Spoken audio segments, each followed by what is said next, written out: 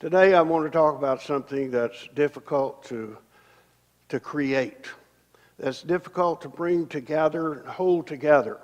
And that's the idea of creating and maintaining a Christian family. You can find a manual that'll tell you how to build a rocket if you want to. I'm told you can go online and find a manual that'll help you to build a plastic gun. You can go online and find a manual that'll tell you how to build a bomb. But you have difficulty going online and finding anything that'll tell you how to create and maintain a Christian home. Something that is more delicate than that. It's sophisticated, it's complicated, it's not always successful. Every young couple, whenever they decide to get married, envision that they're going to have a Christian home. That is, all of them who themselves have faith. It's their ideal. It's their intent. They really can't imagine that they'd have a home that wouldn't be Christian, because they understand that's what you need to achieve. That's where happiness is. That's where things work right. Where things are smooth, where things are at peace. That's what you want in the home, is the things that a Christian home is going to provide. And so they never dream of anything but happy ever after. But so often they are ill-equipped to know exactly what that Christian home ought to be or how to achieve it. And in today's world, I think that it is especially difficult to cause that to come into being and then be able to maintain it. Because frankly, the family is not honored as it one time was. The home is not the real basis and foundation where people gain their principles, where they gain their ideals, and where they understand where love is. That's not as much that as more of a filling station in today's culture. People go by home to eat, and often they don't even eat at home. If you want to check some people's life, you can really understand pretty much what their lifestyle is. And I hope I haven't walked around the parking lot, and I haven't peeped anywhere.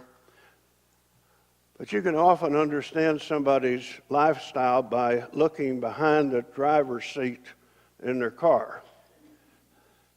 There's trash from fast food places of all brands behind the seat and on the back seat of many automobiles today. The people just go by and get something quickly and throw the remains in the back seat. Some people talk about how some people's cars smell like food because they've just thrown so much and never took the time to clear it. Because there are so many schedules, there are so many things that are so important to be involved in. We reached a culture whenever parents seem to believe that their children being at every event involved in everything that exists is more important than them being in Bible class and being in church, that they just have to be everything that the school offers or outside groups offer. They've got to be a part of it, got to be a part of it. We have to travel here, travel there, be here, be there. And so it's difficult to ever have any home time. And we say, well, we can't help that. The Lord, in the instruction manual that we have for the Christian home, and there is one. It's not, you can have it online, but it's called the Bible. And the principles of creating and of developing a Christian home are spelled out in so very, very many ways. In fact, God has been involved in the home and family long before he was involved in the church. If you think about it, there are two institutions that God brought into existence, the two human institutions, and one of them is the church. That's called his family. But long before the church existed, he had his special people, the Jewish people, as they prepared for the coming of Jesus Christ. But even before them, there were the patriarchs and their families. But even before them, there was that first family, Adam and Eve. And the first institution that involved the human race that God ever brought into existence was the human family. When he created man and woman, and when he put them into a living circumstance where they could do well, and told them to multiply and replenish the earth. From that time on, God has been involved in the Christian family. We call it Christian family in the Christian age, but it's a family that's like God intended, a family like God has designed would work for Christian people and for his cause and his benefit with his children upon this earth. And when it works, it's beautiful. When it works, it's beautiful. When it doesn't work, we try to describe it in modern terms as, well, we use words like dysfunctional. That just means it isn't functioning. It isn't working right.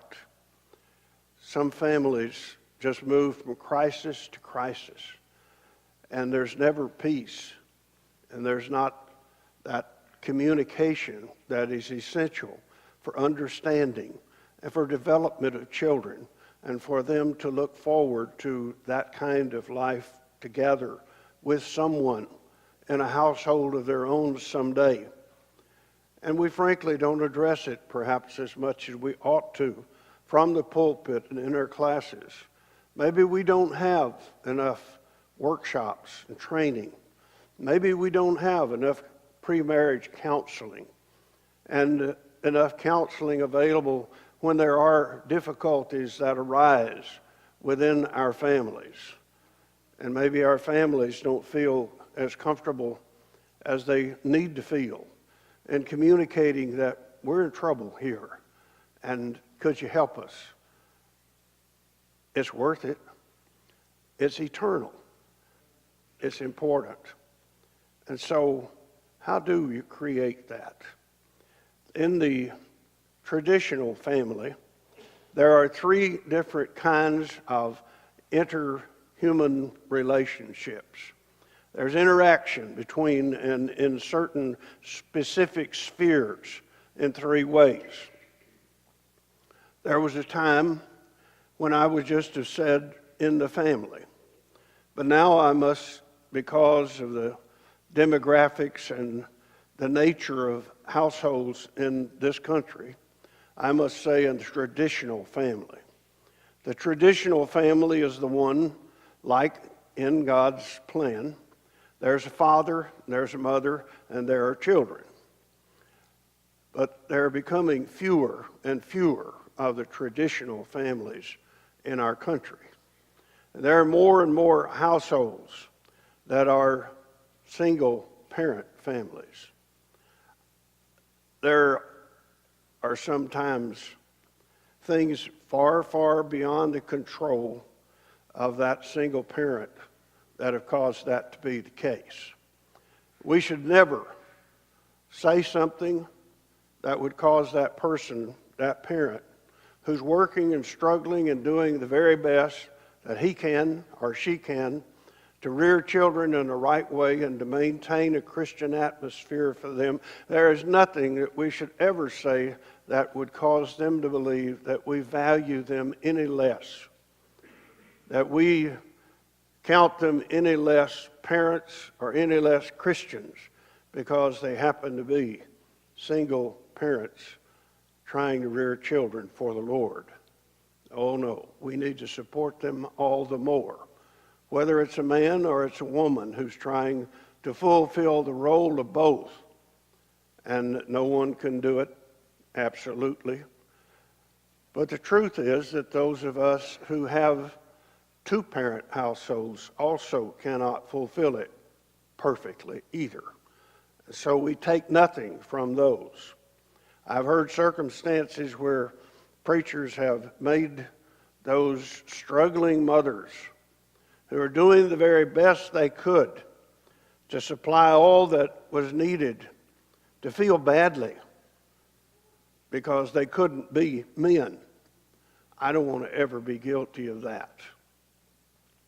Nor do I ever want to be guilty of causing someone to infer that marriage should be taken lightly and that it is an optional matter as to whether you stay once you've committed, once you've promised, once you have pledged and you've made vows.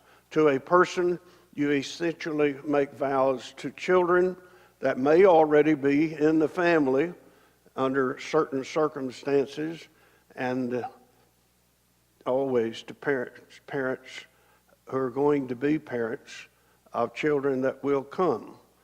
When a man says that he pledges his life to his wife, he's saying, and to whatever offspring we may have. Whenever a woman pledges that she will spend her life faithful to a man, it should also include, and to whatever offspring we may have, so that the family may be maintained, so that the family may be sacred and right in the eyes of the Lord. Let me spend just a few moments discussing what it should be like when there is that traditional arrangement, when there is a father and a mother, that is, a husband and a wife in the household. God spoke of how their interaction ought to work. In that interaction, there will be the defense of good and right. There will be the display of faith and an example for children to grow up understanding that's the kind of dad I ought to be for the boys and the kind of mom I ought to be for the girls. In Ephesians chapter 5, Paul discusses it just at the end of where he's talked about singing with joy in our hearts to the Lord and all of that, and going on into several verses later in Ephesians 5. If we begin in the last part of verse 21, well, it's the whole of 21, he says, submitting to one another out of reverence for Christ. That's, if you're looking, sometimes, if you're in my classes, I like to talk about things that are the umbrella statement, the umbrella that covers a lot of things that are going to follow, and they fit underneath that umbrella. The umbrella here is submitting yourselves to one another, and everybody who's involved in the context following that is submitting yourselves to one another for the glory of Jesus Christ. That verse sets the tone for what he says about the interaction and relationship of the husband and wife in the home. He says, wives, submit to your own husbands as to the Lord. For the husband is the head of the wife, even as Christ is the head of the church, his body, and is himself its Savior. Now as the church submits to Christ, so also wives should submit in everything to their husbands. But that submission is not reserved just for the wives. It sometimes is implied from pulpits like this that the wife's the only one who's to submit. But we're under this umbrella, and the wife is addressed in the first paragraph as one who is always to submit to her husband. But on the other hand, the next paragraph gets to the husband. And if you're looking for volume, it takes just a little bit, about 2 verses, to instruct the wife as to how she's to submit to her husband, and then it takes a long paragraph to explain it to men. And maybe there's a message in that too. He says, husbands, love your wives as Christ loved the church and gave himself up for her. If that's not submission, I don't know what submission is. Love your wives like Jesus loved the church. Wow. Acts 20:28 says that he shed his blood for the church. He died for the church. If I love my wife as Jesus loved and continues to love the church, then if the time comes and it's required, I will die for her. I will step in the way of harm to protect her, and I'll do everything I can to protect her from any emotional or physical damage, because she's first. I submit my life in her stead and for her when necessary. When he says, love your wives as Christ loved the church, it's a heavy responsibility, but it implies that she's first in all things to me, and that he did this that he might sanctify her by cleansing her and by the washing of the water of the word, so that he might present her to himself in splendor, without spot or wrinkle or any such thing, that she might be holy and without blemish. In the same way, husbands should love their wives as their own bodies, and he who loves his wife loves himself. For no one ever hated his own flesh, but nourishes and cherishes it, just as Christ does the church, because we're members of his body. Therefore, a man shall leave his father and mother and shall hold fast to his wife, and the two shall become one flesh. He goes on to explain, this is kind of a mystery, but what I want you to understand, the relationship between Christ and the church is like a good husband and a good wife.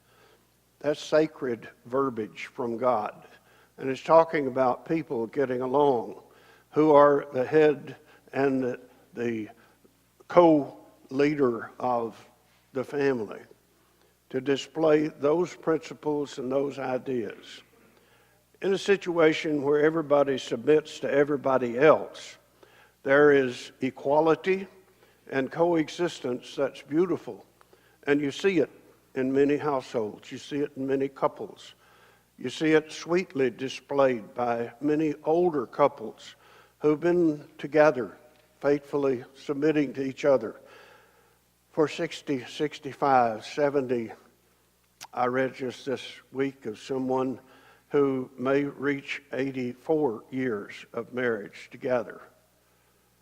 And I'll always remember the old lady in Melrose, New Mexico, who on the morning after the death of her husband of 69 years said trembling to me as I stood on her front porch and she in the doorway, she said, "Preacher, you'll never know how much I'm going to miss that old man, and I never will.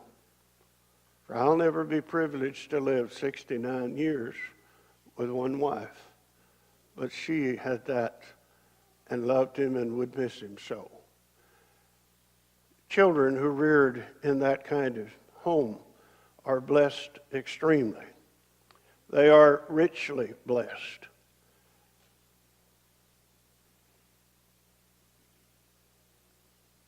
I wish every child had that privilege. I wish for each of you young people to have that, for you to have that kind of marriage when you marry, and for your children to have that they may be blessed indeed. But that's not always the case. When everything is not ideal, and that's ideal, then we make of it the best that we can.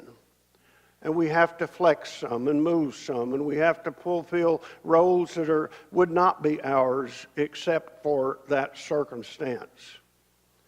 That's why the vows are so important. We had a recent lesson about fidelity. And that's why God's plan works so well. It's why God hates divorce, because of the pain that it causes, because of the things that it puts out of sync that can never quite be. Can't be repaired, can't be fixed. Forgiveness is the only thing, the only oil that makes it work again. Sometimes that can't be found, and so it never works the same anymore. The Proverbs in chapter 31, discuss the great value of a good wife. We don't hear those verses very often except in funerals of good women. But it asks the question, the perfect wife, who can find? Young men, when you start looking to marry, you're not looking for the most attractive girl in the world. You're not looking for the most brilliant one in the world or the most popular one in the world. All you're looking for is the perfect one. The perfect one who will make a perfect wife and a perfect mother. Because the second part of that interaction in the home is the interaction between parents and children. Parents as protectors, as the providers. Father is in the scriptures indicated primarily as the provider. But parents who put the children in an opportunity role so they have the chance to grow up and do right and understand. And the dad has the greatest enjoyment of commandment that there is in the home. In Ephesians chapter 6, the Apostle Paul says, fathers, bring up your children in the nature of the Lord. Bring them up right and provoke them not to wrath. He says, don't make them mad. Don't be stubborn. Don't be difficult. Don't be irrational. Don't be over the top. Be reasonable with them. It requires communication. It requires understanding. It requires time. It requires diligence. It requires that good time, not just some time, but the good time that we spend so that we make a difference in their lives. And then he addressed children, obey your parents in the Lord, for this is right. And this, he reminds us, is the first commandment with promise. And that promise, as the commandment was originally given in the Ten Commandments, included that you should obey your parents because that's the way that you ensure that your days upon the earth may be long. If you keep the rules that good parents give you, they will protect you from much danger, from a great deal of harm. When they tell you it's not good to run around with that crowd, they're not trying to punish you, they're trying to save you. When they tell you don't smoke that, don't drink that, don't sniff that, don't dip that, don't chew that, they're trying to preserve your health and your well-being. They're not trying to deprive you. And when you listen, you grow. And your chances of living a good life are just multiplied with every one of the rules that your parents give you that you keep, because they're always intended for your own good. When you respect your parents enough to say, that's not what everybody else does, that's not the way a lot of people look at it today, but if you believe that's best for me, then that's what I'll do. When you show that kind of respect, you and your parents are going to get along. If you don't want your parents to ever need to raise their voice at you, then don't violate. Don't try them. Don't push them. And don't ever disobey them. You have no justification for disobeying good parents who point you in the right direction. He said, in the Lord. If parents would ever instruct you to do something that violates God's law, that would be another matter. But good parents never will. They'll point you always in the right direction. The third part of that interaction in a household is children to children. And that means you treat your brothers and your sisters right. In the big picture, God demands that on every level. If you go through the scriptures and read the times when God talks about relationship of one person to another fellow human being, it will always demand consideration and kindness and forgiveness. It will always demand that you not be cruel, rude, hurtful in any way. That's what God demands. And whenever that is violated, great pain comes to everybody. The curses of the Old Testament were often for people who had been inhumane in dealing with their fellow man. If that's true on a fellow man plane, then certainly in the family it ought to certainly be true that brothers and sisters treat each other kindly, support each other, and are always defensive of each other out in the world. When your big brother watches out for you, he's doing what he's supposed to. Whenever he defends you, he's doing what he's supposed to. Whenever he corrects you, he's doing what he's supposed to. Or it might be the big sister, but you're brothers and sisters. And you help each other. The scriptures say a brother is born to adversity. But it also says there is a friend that sticks closer than a brother. And the Jesus who sticks closer than a brother died for you so that you could have a home in heaven. Don't blow it by being unkind to your brothers and sisters, but have love and peace in the home.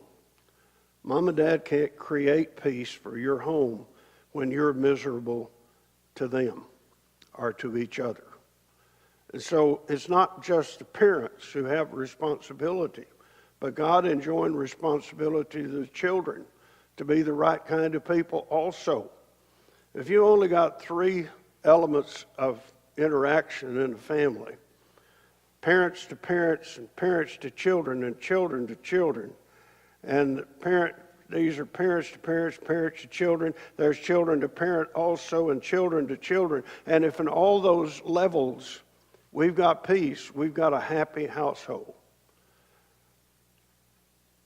A child who grows up in such a home is rich. And he's likely to develop a good personality and a good attitude toward life and other people. But the poorest child in the world is one who's never heard his parents pray. I think the poorest boy in the world is the one who never heard his daddy say the boy's name in prayer.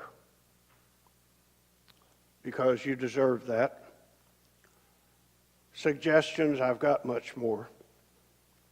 But let me briefly just say a few suggestions for the Christian home in creating and maintaining. Have Bible study and prayer in the home. I know that's old-timey. That's the way they used to do it when they had a lot more time.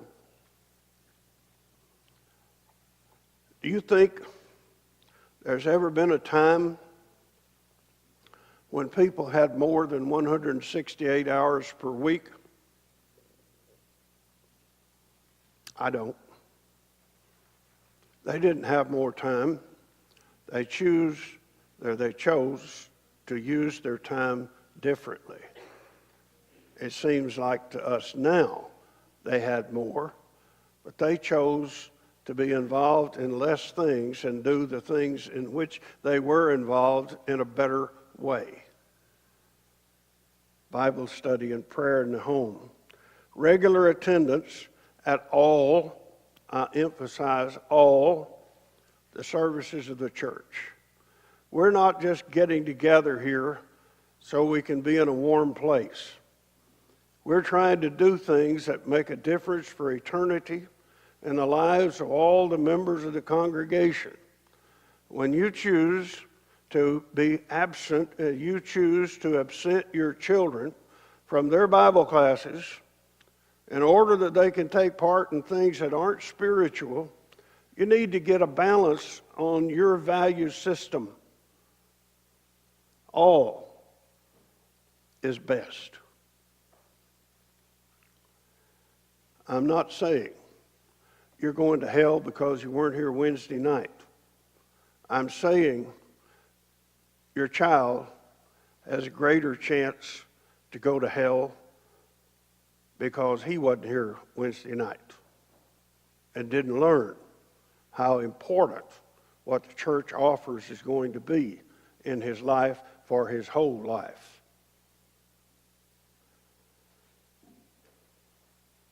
Be involved in church work other than just attending. Stress Christian principles in the home and values and display them.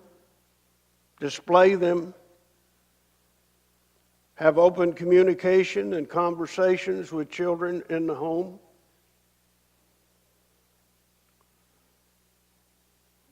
Have some Christian literature in the home and plan some recreation that involves all of the family, but have it be in good things that create good memories. And it won't hurt a bit if those are memories that are associated with the church and with Jesus and the Scriptures. See?